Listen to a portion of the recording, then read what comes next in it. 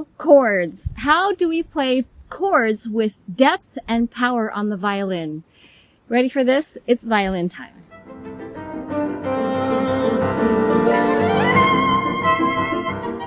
Hey, I'm Lynn Kuo. I'm the founder of Violin with Dr. Lynn. I coach motivated violinists how to master their instrument and become more fearless on stage.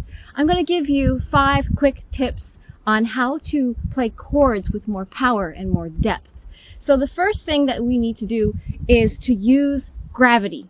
You're going to be using a circular motion with your arm, quite large.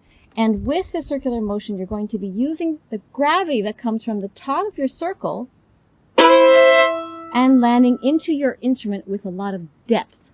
So if you were to imagine a large circle with your arm, and at the very top, you're going to be dropping from here.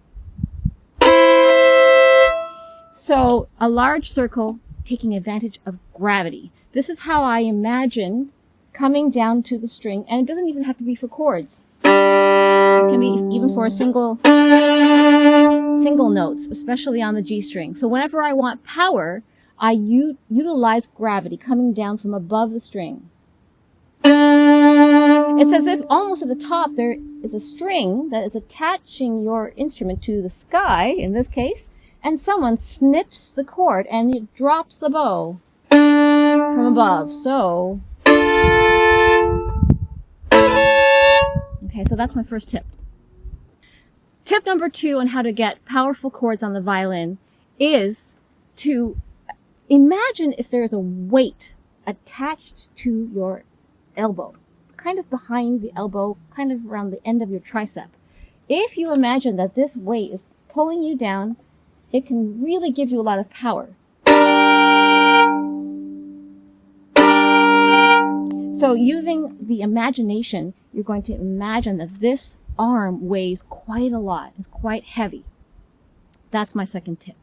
Tip number 3 for great chords and getting chords that have a lot of power is the point of bow distribution. It's really important to know how to distribute your bow on the bottom 2 strings and then to the top 2 strings. The mistake that I often see is people using quite a lot of bow on the bottom 2 strings and using very little bow for the top 2 strings. It should be the opposite way around. So bow distribution is what I think of as 10 and 90. The 10-90 bow distribution tip. So 10% of my bow will be for the bottom strings and 90% will be for the top. So in the case of this chord, I use about 10 or 20% of my bow, and then I spend the rest of my bow on the top of the chord. So even in Saint-Saëns' introduction in Rondo Capriccioso, the A string and D string, I use very little bow, and then spend the rest on the top of the chord, on the A string and E string. So from above, using weight, imagining a heavy weight on my arm. So there's only 10% of the bow on the bottom 2 strings, and the rest comes on the top 2 strings. And it happens very fast. The break of the chord happens very, very fast. You almost don't hear a break. In fact, you really don't. That leads me to my next tip. Tip number 4. Aim for the middle string, but with a preference for the lower 2 strings. So as you can hear,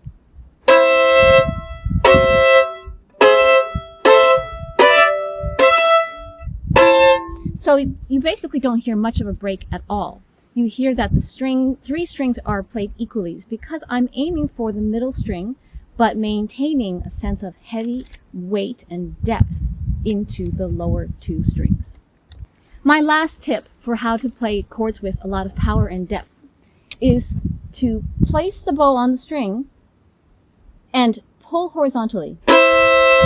So as you see, I'm not really using the above trick of gravity. This is great for chords that you need to approach from the string.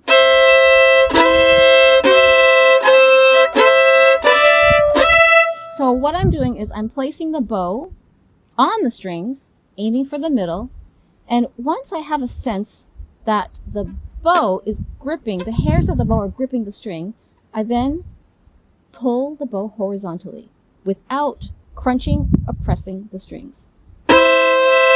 It is possible. There is a very quick grab of the string, but then a very quick release of the pressure so that you pull it with bow speed. And same thing on an up bow.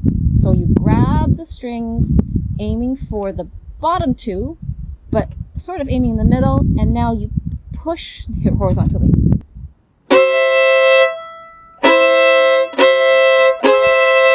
This can come in handy for Paganini 24th Caprice.